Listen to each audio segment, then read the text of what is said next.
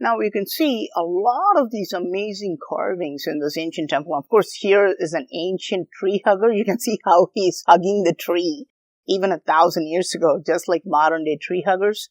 And you can see these carvings. And you can see, okay, for example, this guy is riding an elephant and this guy is holding a huge stone. A lot of people think these are basically done for artistic beauty. But usually every carving will have a story. Because we don't read ancient texts, we don't know what the story is behind each carving. Now, you can see this carving, for example, and of course it's very interesting. So at first look, you can see, let's see if we can decode this. Maybe we fail here. So here's a carving, and this guy is trying to fight a demon, and the demon has horns, like an animal. And the demon is kind of flying from the air, and this guy is trying to fight it. And of course, you can say, okay, so this is a battle between, humans and demons in the past. But usually there will be a story behind this. So let's see if we can decode this. So right away you can see, oh, these are not horns. This is hair. You don't see two. You see a bunch of them. For example, 1, 2, 3, 4. So this is hair. And this demon is not a man. This is a woman. You can see the body, and you can see her upper body, which clearly shows that this is a female demoness. And this guy is doing something very strange here. So he's holding a bow, right? He's holding a bow, but instead of shooting an arrow, he's holding a sword and fighting the demon or demoness. But look carefully, right? So what is he doing? Is he just fighting the demon, trying to kill it?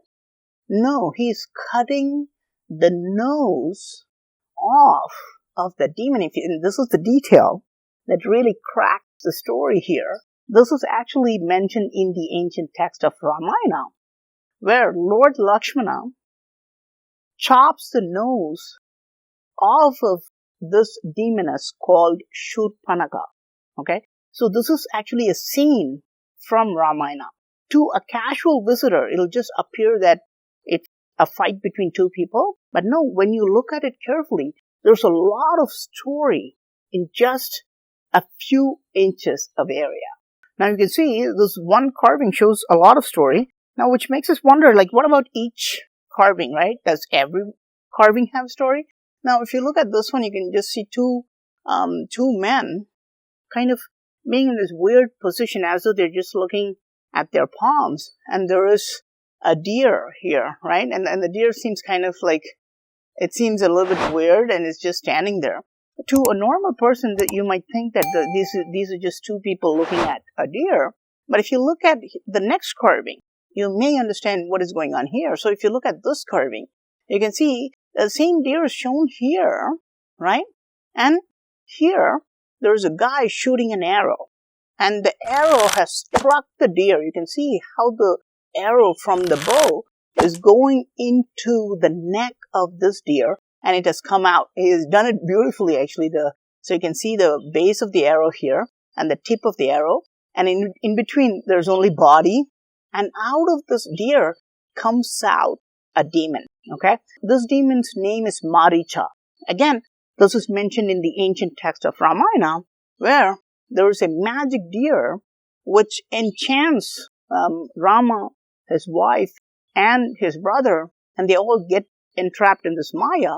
And then eventually Rama kills Maricha, the deer, and out of the deer comes the real form of the demon. So you can see how they're telling us a story of, scene by scene from an ancient text called Ramayana. So most of the carvings you'll see, even though they appear to be just a group of people doing something, they have a lot of meaning behind them. And because we don't know these ancient texts, we don't understand the meaning. For example, look at this one. Can you decode this one? So again, you'll think this is a normal thing, but here's a man and here's a woman. And see if you can decode this. This one is a test for you guys.